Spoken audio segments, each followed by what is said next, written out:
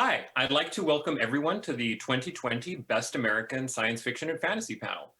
This year's volume is coming out on November 3rd.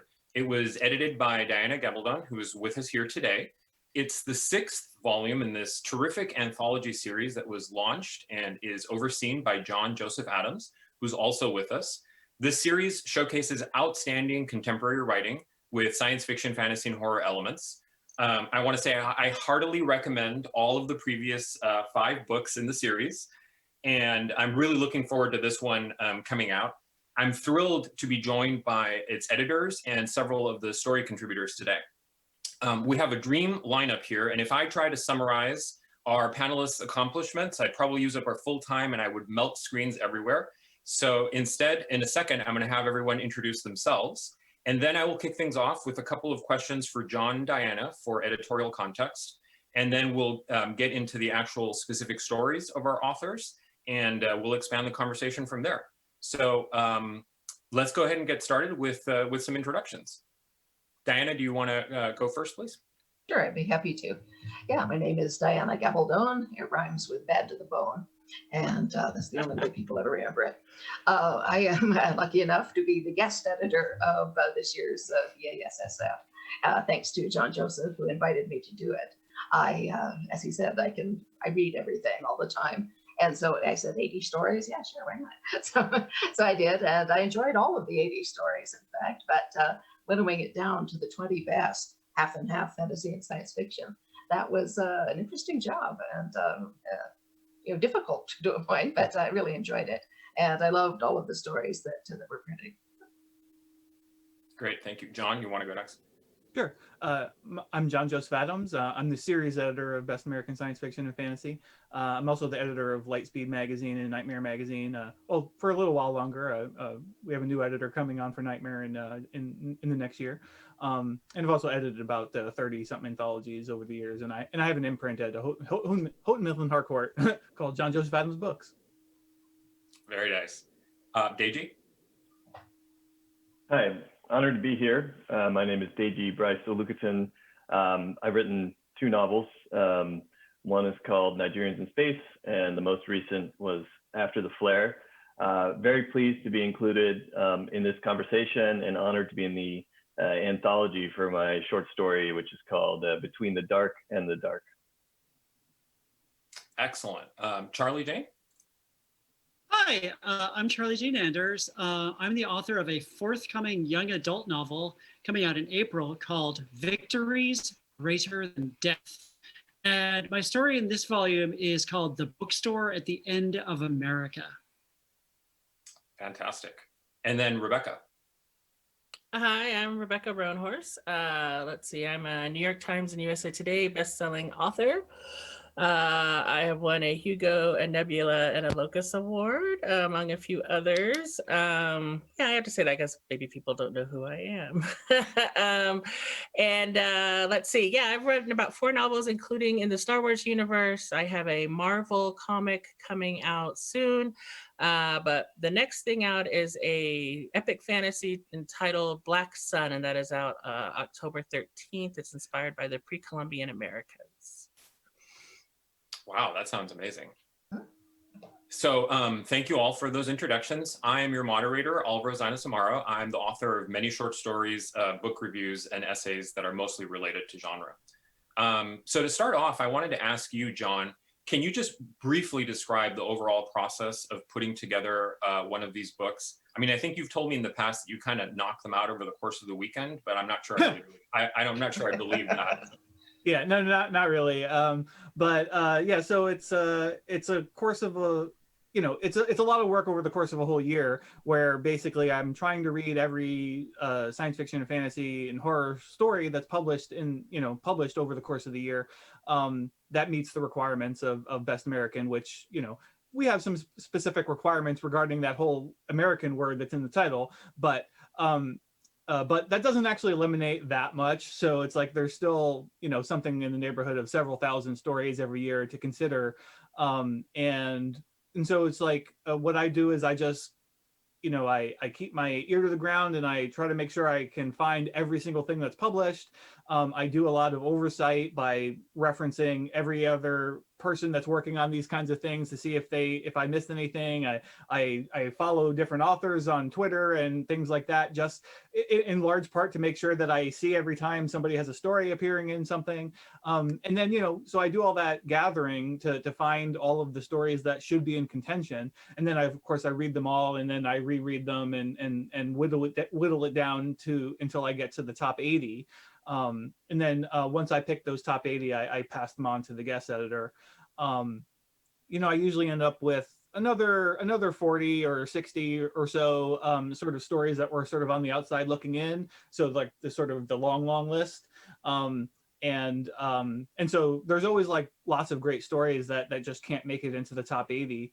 But yeah, so that's how it generally works. And then, but then when I pass the stories on to the guest editor, we put them all into just sort of manuscript format. We strip the author's names off of the stories and also any information regarding where the story appeared. So when the guest editor is reading the story, they're just getting the title and the text, and they don't have any context of where it appeared or who wrote it. So it's kind of like the best pure editorial experience where there can't be any influence from anything, because all you're judging is just the story and the text, or the text and the title. So yeah, I'm kind of jealous of the guest editors in a way, because it's like that, because like I have such an editorial focus that it's like, oh, I really want that pure editorial experience where it's like there's just nothing in between me and just the story, but that's basically how it goes. So the 5 previous guest editors, they really make up a remarkable list. We've got Joe Hill, Karen Joy Fowler, Charles Yu, N.K. Jemisin, Carmen Maria Machado. And so I was curious, do you start with a list of different possible guest editors, and then do you kind of adjust based on the flavor of the fiction that you're curating, thinking maybe somebody will be a better match than someone else? Or do you pick the editorial vision that you want first and then worry about curating your long list of 80 stories later? Mm-hmm. Yeah, so we always just pick the guest editor independently of what the stories are, and often we're picking it. I mean, a couple times I guess yeah, it's kind of been a little bit different in different volumes, but in some of the volumes we picked it before we even had the stories, so we knew what stories were in contention. In other years, it was like we ended up picking later in the process. So we already knew what some of the stories were. I've already read some of the stories, and then we picked. But it's not a factor in choosing the guest editor of any given volume. And when I'm reading stories, I generally am not thinking about what the guest editor would like or not like, because that's not my job. I'm just supposed to try to find the best stuff and then let them decide what they like. I mean, there have been certain cases where I felt like I had like kind of a good sense of what a particular guest editor might particularly like, and so like I sort of leaned into certain story types like that. Like with Carmen Maria Machado, I remember like I know she really likes stories that play with form and like do these different experimental types of styles. And so like when I was reading, I definitely had that in mind of like, oh, well, I think Carmen would definitely like this one. I mean, if I didn't think the story was great, I wouldn't have included it. But there was a Sarah Gailey story that I think ended up in the volume. And as soon as I read it, I'm like, oh, like Carmen's going to love this story, and I was right. Yeah. So what were some of the things what were some of the qualities that made you seek out Diana as the guest editor for this volume? Yeah, well, I thought that she'd be a really interesting pick because although basically everything she writes is genre, she's kind of outside the genre in terms of like how she's published, because she's like more of a mainstream type of author and, big bestseller and all that. And so I thought it would be interesting to have her doing the reading, and maybe also just because I think I'd be very curious to see what kind of picks she would make, but then also because she has this very large fan base and everything, I thought it'd be great to maybe get some of those people to pick up the volume and maybe discover some of these great authors and the series and all that. Very sensible. Yeah, but also, I had heard at various points in my career that like Diana was this voracious reader. Like I probably read an interview or something early on, and so I knew that she was like, just like 80 stories would be nothing to her. And so I figured, okay, well, this isn't going to be a terrible imposition to her, because certain authors, it's like, the more sort of famous they are, or the bigger bestsellers they are, they have a lot of time constraints, and so it's like it's harder to get people to have time in their schedule to do things like this, even as much as they might want to. And I'm sure Diane is very busy also, but it's like at the same time, it's like, well, this is like reading 4 books. This is nothing. It's like she'll do that over a weekend or something. But yeah. So on that note, Diane, I mean, Yeah. obviously very successful, very busy, like John was saying. What was your initial thought process when you were approached to edit the volume? Oh, I said, well, that sounds like fun. And that I'd be very honored in the first place to be able to do it. And also, like you said, it's 80 stories. I was thinking, wow, this is cool, because I hardly ever read short stories these days.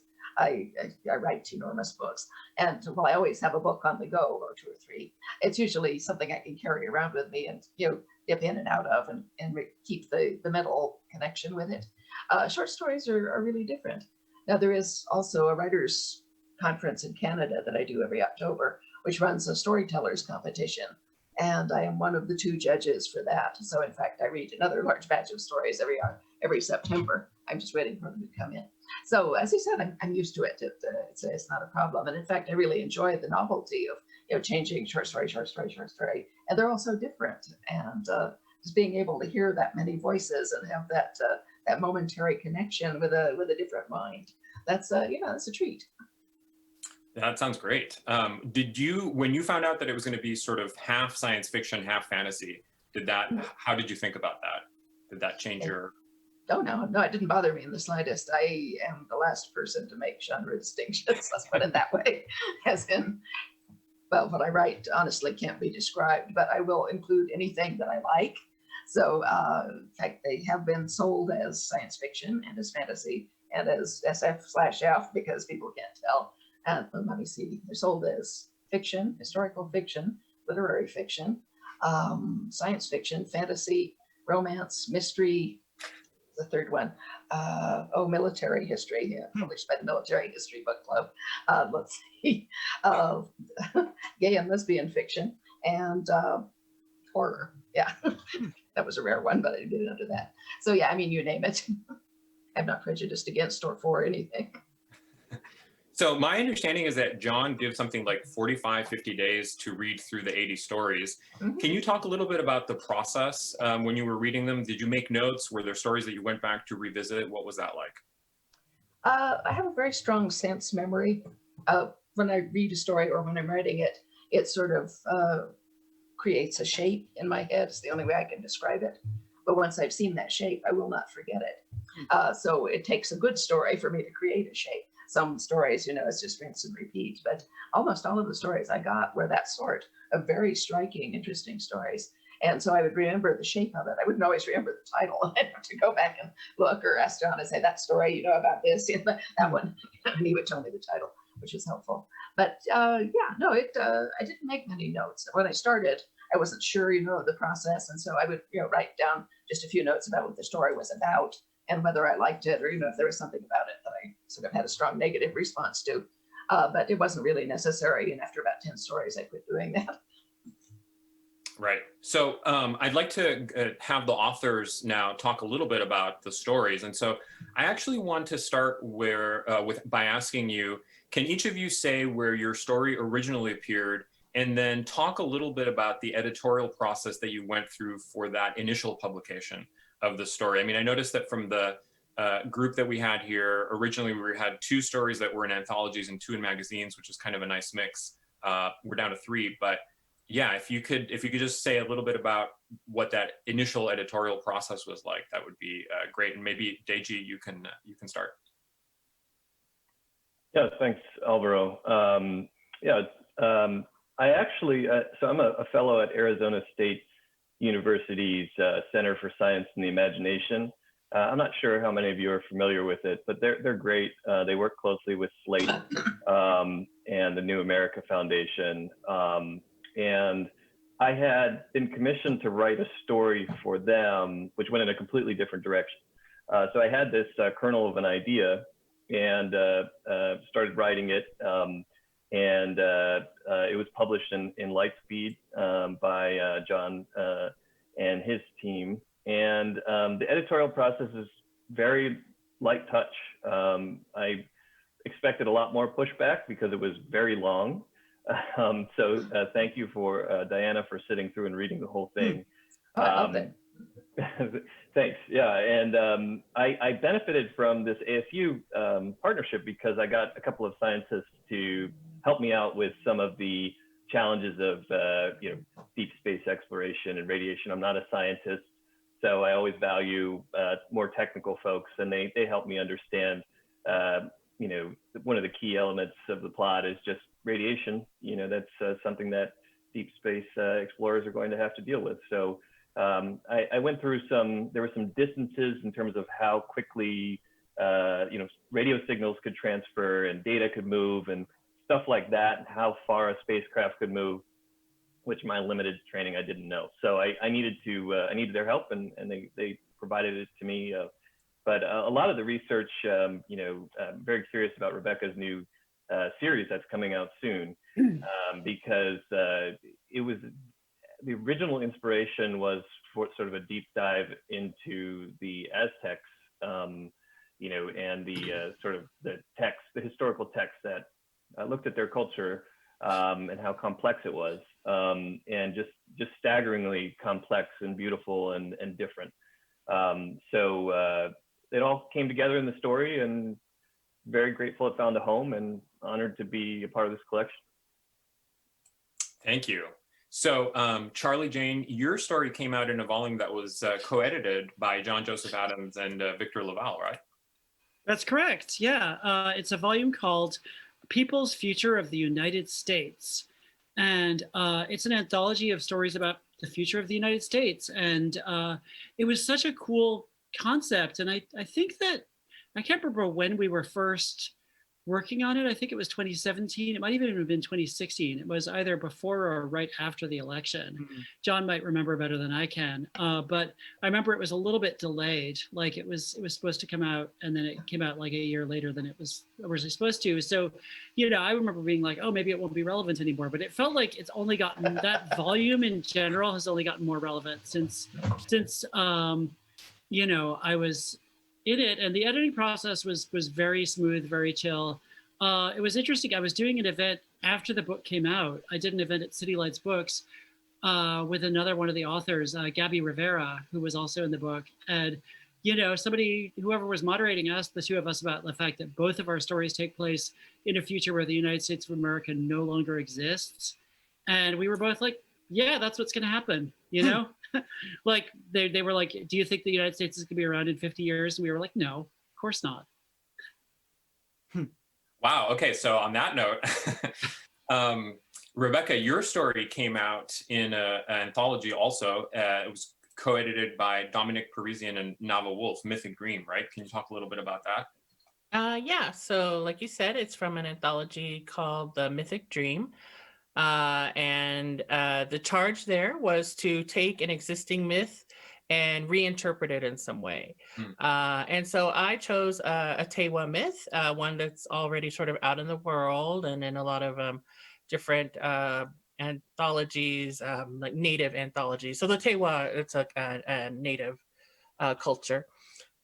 Native American culture. And I reimagined it as sort of a future story. Often what I try to do in my work is make sure that natives are represented in the future, because most of the science fiction you read, most of the stories you read keep native people in the past. We're often stuck in like the 1800s or something.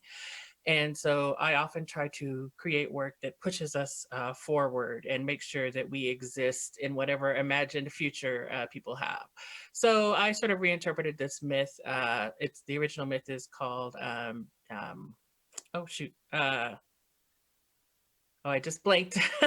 We'll have to look that up. But yeah. Deer Hunter and the White Corn Maiden? Yes, thank you. Yeah, thank you. Somebody knows at least, right? So and so I reinterpreted as, and my story is called A Brief Lesson in Native American Astronomy. Excellent. And as far as the editorial process, I'm sorry, just a note on that. It was very light. There was not a lot of changes, just, word choice and things like that. Great. Well, thank you for sharing that. And so now I'd like to turn to the fiction itself. And I'm just going to go in the order of the table of contents. So, Deji, we're going to start with your lighthearted romp of cannibalism in the stars.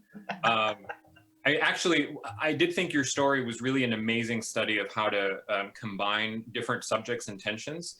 You have, on the one hand, sense of wonder from the space exploration, but then you also have really difficult ethical choices and dark aspects of human expression. And then, as you were saying, you have the biology and physics that are fairly, technical and detailed, but then you also have a wealth of anthropological history. How did you manage to balance all of that out? Well, thanks for the question. As I said, the story is pretty long, so that helps. So I had more space to work with. But the ethical question was basically if we really needed to survive and launch into space, and what would we allow to happen to allow humanity to survive, and what would we, what lines would we believe that if we crossed them, we'd no longer be human, and we shouldn't be on those ships, that the culture that we would be exporting to the stars would have violated something really fundamental. And it struck me that cannibalism is one of those lines that people seem to agree on. I mentioned the Aztecs earlier, but actually cannibalism is found all over the world throughout human history, including in parts of Africa, where I have my roots in Nigeria and also in Togo. So, it was a question of, so what the roots of the story were really ethical. What would happen if we saw someone in space that appeared to be eating another human being? As dark as you can get. That's why the story is called Between the Dark and Dark. But what would be the right decision that you could make? Should we just assume that we're not in favor of that? And that's something we won't tolerate. And in the story, the mechanism is that the folks who are stewarding these ships, who are making sure that these ships, as they explore and go out into the stars for survival, that if they cross the line, they can be retired. So you can cancel the ship. You can actually put everyone to death on the ship instantly. And that's the crux of the plot. And the question I was really interested in is, after a couple of generations of exploration, things would happen culturally that would have changed. And we don't know what those would be. Now, a culture like the Aztecs developed over a couple hundred years, building on many generations before and civilizations before, and this really rich mix. So it's very compressed what happens, but the idea is that things would start to change on the ship. And maybe some of those changes would be for the survival of everyone aboard. So the story is told from the point of view from people back on Earth, and then also someone on the ship and what their life is like. So in one memorable scene, you write the following: the archive compressed the information down into its essence, layering on olfactory notes to ensconce the data into her memory. Each inhalation affirmed the data. The deeper she breathed, the more it etched into her consciousness. Wow. So my understanding is you've worked as a judge for the art and olfaction perfumery contest. Can you say a little bit about your background and how it informs your fiction? Yeah, thank you. Originally, I wrote a story which never made it into print, although I did have a short story published, and it was all about perfume and kind of a fantasy story set in Brazil. So I had this interest in perfume and how perfumes are made and how scents are made. And that led to another short story, which was about social media by scents, scented social media. And the plot is about to follow some people involved in that. And that's how I got noticed for this art and olfaction contest. So the contest, every year, I get about 50 vials of different experimental perfumes, and I'm asked to smell them, and the range goes from what did a Neanderthal smell like, what will it smell like in the year 2065, This year, one of the winning or one of the finalists was what does a rainforest tree smell like? So this incredible experience, and as authors, you know how wonderful that can be to just get outside, get off the page, and have another experience. So I've been doing that for a few years, and that's why whenever I can, I try to remember that and put it into the story, and that's what happened. And we know there's a very strong correlation between scent and memory, and that's how it came into this story. I always try to do more with it, but what's just fascinating is there's a whole vocabulary for perfumers, and they have the way they talk about top notes and accords. It's almost like describing music. So I'm always trying to learn more about it, and it's been finding its way into my fiction. Thank you. So Charlie Jane, I'd like to ask you a couple of questions about your story next. First of all, based on what you were saying earlier, I get nervous about whatever you come up with because reality seems to be in close pursuit of your work pretty often. In this particular story, you have Phoebe, who is really kind of coming of age, and this character is finding these new relationships. You have her mom, Molly, who's adapting to the changes of her adolescent daughter. And then you have the US that's split into two countries that are sort of adapting to this relationship and also to resource scarcity. So you've got three different kinds of explorations of growth and adapting to change, all happening at the same time and affecting each other in unexpected ways. Can you talk a little bit about that? Yeah, so the story, the bookstore at the end of America, is really about a bookstore that is straddling the border between two different countries in what used to be the United States. One country is called America, and the other is called California. And California is basically your kind of stereotype of like of a blue state. It's liberal, it's very technophilic, it's kind of permissive, and maybe a little bit too trusting of tech companies, I would say. And then the other side, America, is kind of, you're kind of what you would think of as a red state. It's basically much more kind of religious, much more kind of conservative in a lot of ways. And, and this bookstore is trying to serve both those communities. And I was kind of trying to think about like being caught in the middle between two very, like basically two polarized views of the world, which I feel like has definitely gotten more relevant since I wrote that story. And the thing of like Molly and Phoebe was really, whenever I have like a big idea like that, I always try to find like the human dimension to it. And this story of a mother and daughter, and Molly basically trying to protect her daughter. And part of the reason why she created this bookstore was to create a place where her daughter could be safe and kind of be able to experience both of these versions of the United States without, being in danger. And she tried to create like a, kind of a cocoon around her daughter. And it's basically the story takes place at the moment where Molly realizes that the bookstore can't survive, that it's not going to be able to last because the gulf between these two different versions of America is too great. And so I kind of felt like the human dimension was about like the coming of age story, and whether Phoebe is going to have to choose between which one of these countries she wants to live in and what kind of person she wants to be. And Phoebe doesn't want to choose. She has friends in both countries, and she doesn't want to have to kind of declare herself one way or the other. And that's kind of where the tension of the story comes from, I feel like. Yeah. So your story contains this lovely line. You write, an author is just someone who tried their utmost to make sense of their own mess, and maybe their failure contains a few seeds to help you with yours. Yeah.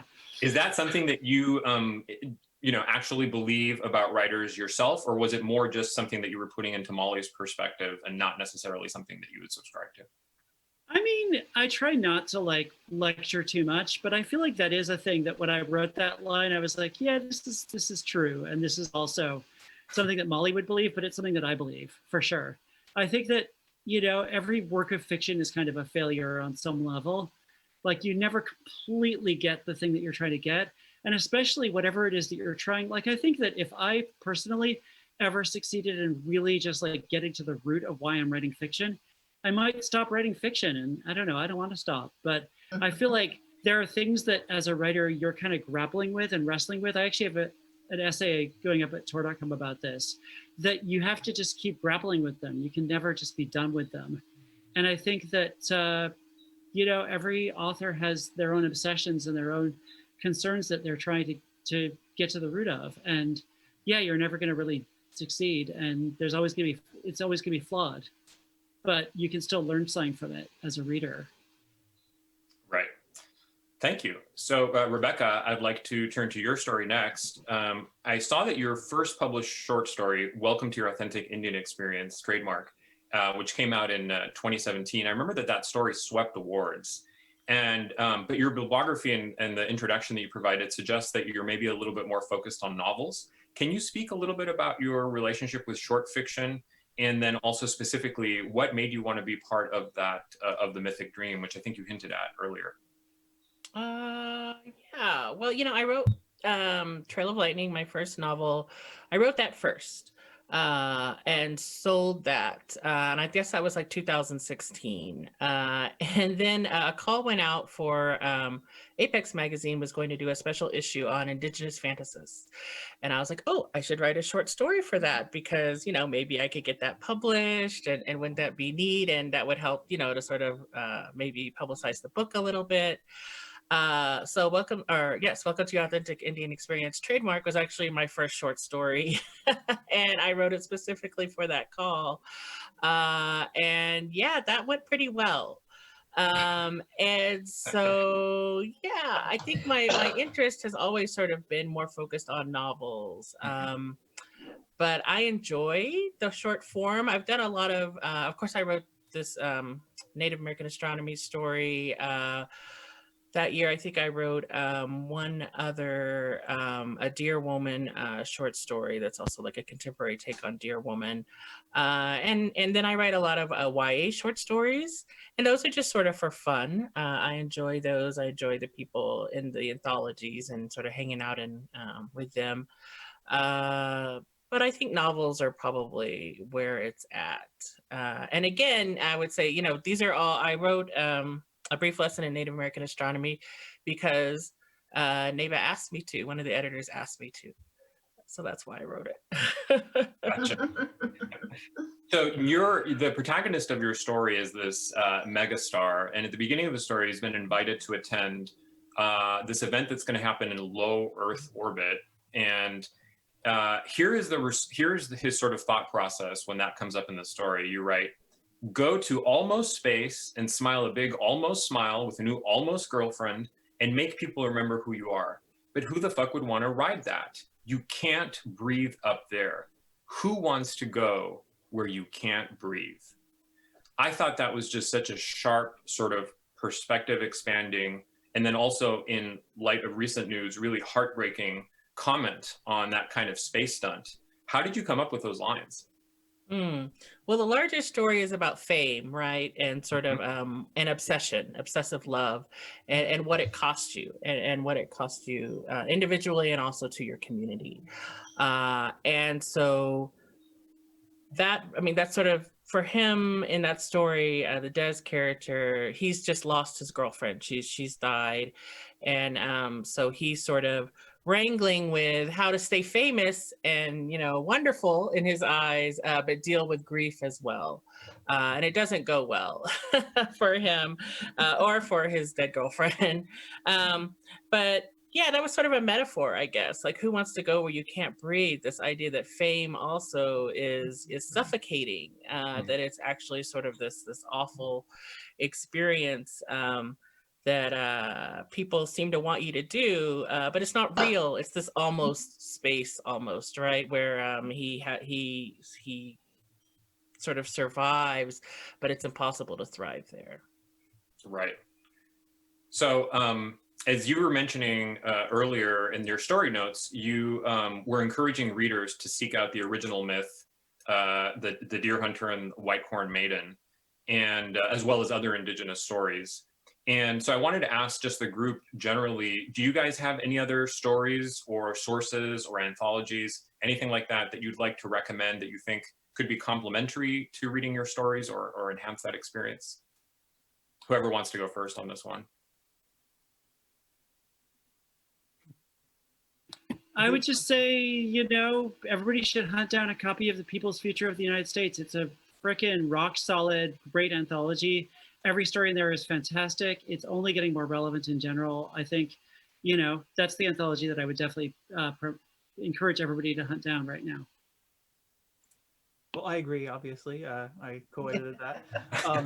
I actually, and also in the similar vein, it came out this year, so maybe not really as relevant to this panel, but I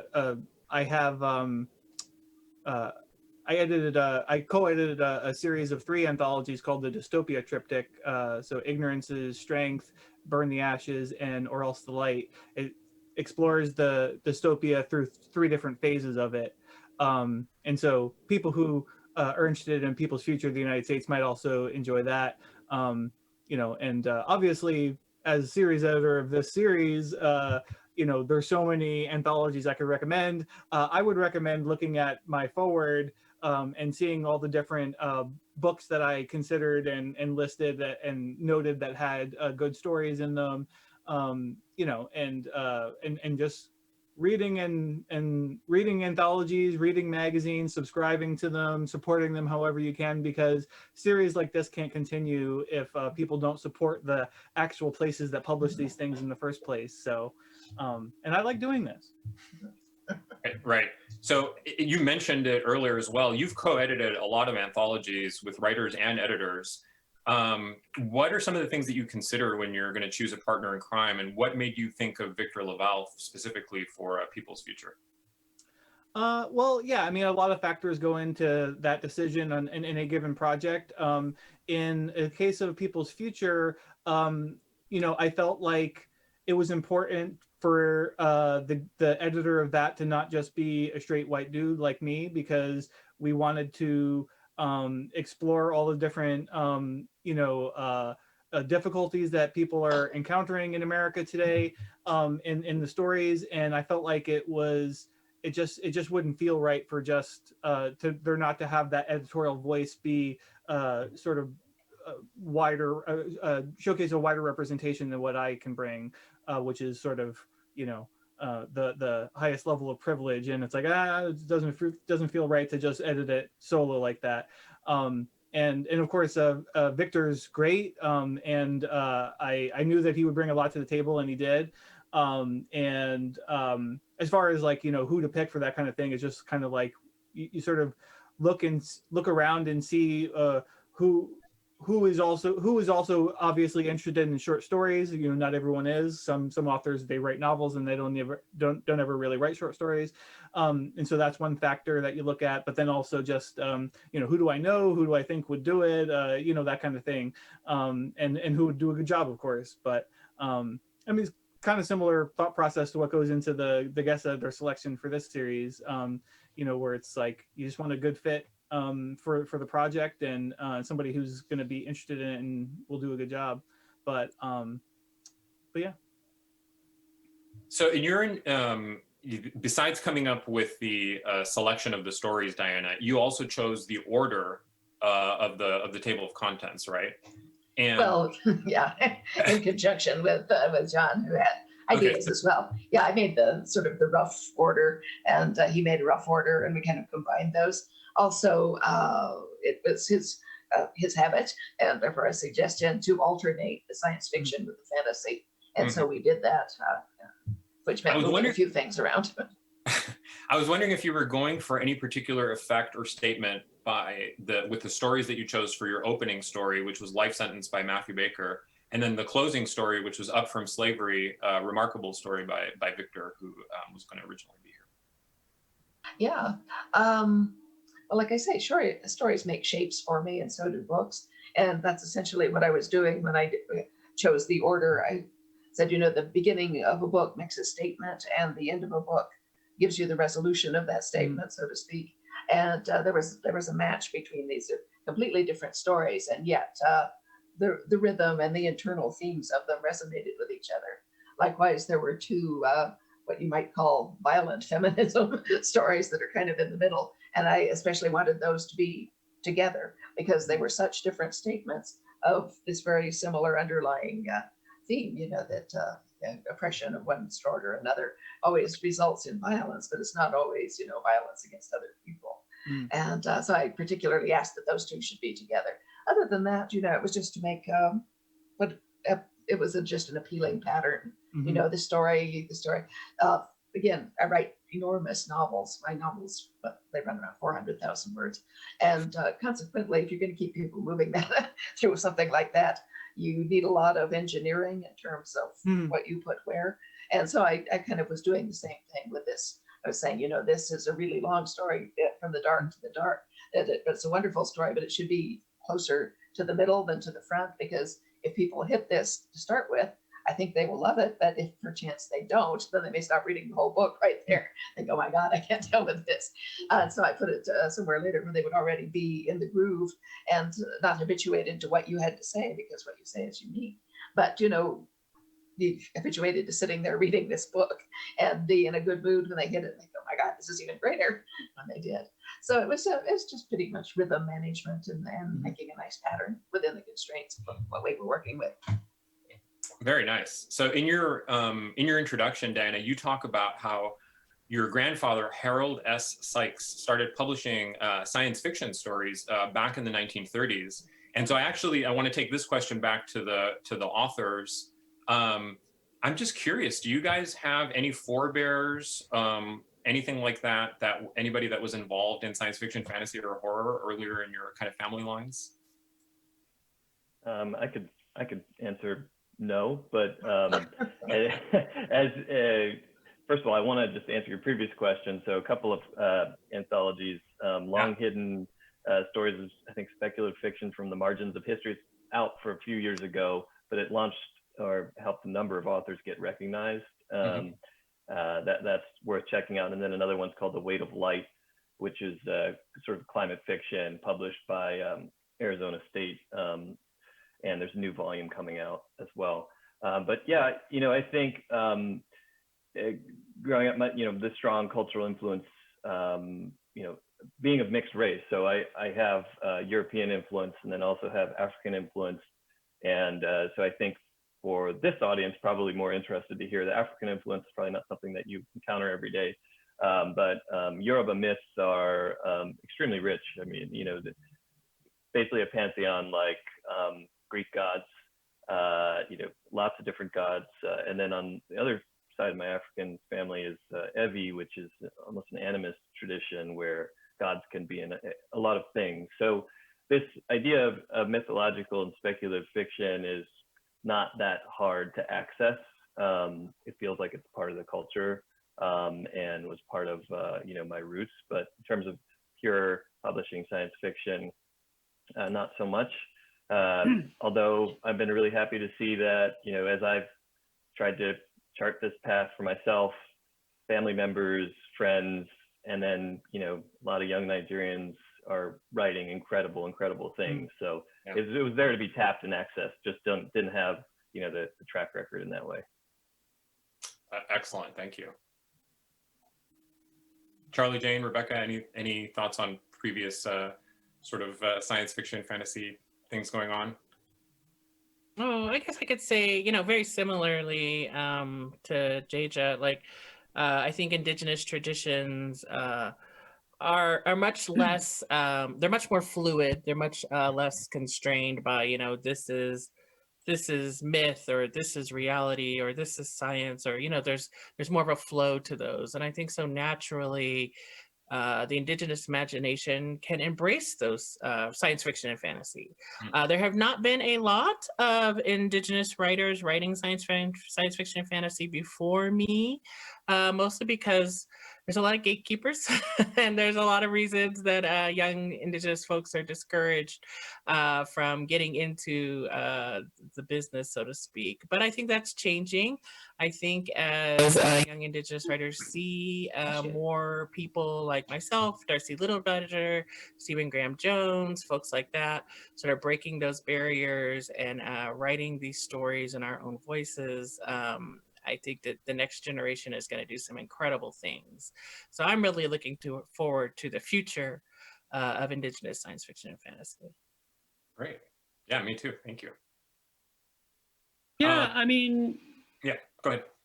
I don't have any people in my family who write science fiction and fantasy. I come from a very nerdy family, but nobody wrote SF before me. I was heavily influenced coming up by a lot of authors. Doris Lessing is somebody who I always bring up who doesn't get the props that she deserves nowadays, I feel like. She had a huge influence on me and she definitely deserves more recognition in the speculative fiction world. But I don't know, I just sort of, I think I come from a very, very nerdy family and, you know, yeah. That makes sense. So I know we're coming up on time. We only have about 4 or 5 more minutes. So I just wanted to ask you, John, can you talk a little bit about the afterlife of these books once they're out in the wild? I mean, are there any anecdotes or positive stories about how they've been received? Yeah, no, definitely. I mean, I hear people who just discover the series all the time, you know, whether it's just randomly finding it in a bookstore or people who end up taking a class in college and instructors using it as a text, which is super cool to hear. You know, especially because actually when I was in college, or slight discretion, but when I was in college, I took a creative writing class and the professor used Best American Short Stories as a textbook. And there was a story in there that I didn't like. And when we were discussing it in the class, I said what I thought, and he said that I was exposing myself as a bit of a rube for what, and I was like, well, that seems pretty rude. But I later read it again after I became an editor, and it was about I was probably about 10 years ago or more now, and I reread it and I was like, huh. So I really appreciated the language and everything, but then when I got to the end of it, I was like, oh, no, see, this is why I didn't like it. It's because it was like a story that was basically playing with a lot of, like, it was getting up to the edge of genre, but then was afraid to commit to it. And the way it ended was not how a genre story would typically end. It was like a very literary type of ending where I felt like it didn't resolve the questions that it posed, and in a way that I found really frustrating. Which is not to paint all literary fiction with that brush, but just, you know, it's a thing that you don't really see in genre fiction very much. Anyway, that was not what you asked, but it's just really cool to see Best American Science Fiction Fantasy end up in classrooms, given that I do have that sort of thing that happened in my life with the series. But yeah, you know, I it's mostly on Twitter where I see people who, like, they just discovered something and they read it, and it's just as new to them if they hadn't read it before. So it doesn't matter that it's a couple years old. But yeah, the previous volumes are, you know, still sell, you know, every now and then. You know, the series has done pretty well. So, like, I mean, that we've continued. We have another volume coming next year as well. So it's booked up through then, and then hopefully we'll keep renewing it. But yeah, you know. Excellent. I definitely hope the series continues for a long time. Yeah. I was going to say earlier, yeah, when Charlie Jane was predicting the end of America, that eventually we might need to change the name of the series. But then I was like, on the other hand, we already include stories from Canada. So it doesn't matter if there's an America and there's a California that are state. I mean, we would just include stories from all of that anyway, and then just use the same word American, even though it's not really appropriate because we include things beyond America. But yeah. Yeah, you could just publish it under 2 different titles, right? Double your sales, hopefully. Yeah. All right, so we're almost at time. Any closing comments or thoughts from Deji, Charlie Jane, or Rebecca? Anything else that you guys wanted to get in before we wrap? Thanks for including my story. Yeah, that's pretty awesome. I would just say support short fiction. Short fiction doesn't get as much love and attention as novels, and it's, you know, I love short fiction so much. So take the time every morning instead of doom scrolling. Just read a short story. Yeah. Seriously. That's awesome. Yep. Yeah, I would say just keep your eyes out for all the, you've probably seen some of them, but there are a lot of African American writers coming up. There's just a lot to be excited about. I get galleys, and so, you know, just I think that's just the tip of a lot of great expression that's coming. And thanks for including my story again in this collection, and to meet you all. It's nice to meet you. Thank you so much. Could not agree more. I think we're in a golden age of short stories. Again, I want to plug all of the previous volumes in the series as well. Thank you so much to everyone for joining. This was Thank you for just running it. tremendous conversation. Really appreciate your time. Thank you. It's our pleasure. Thank you. Yeah, thanks everybody.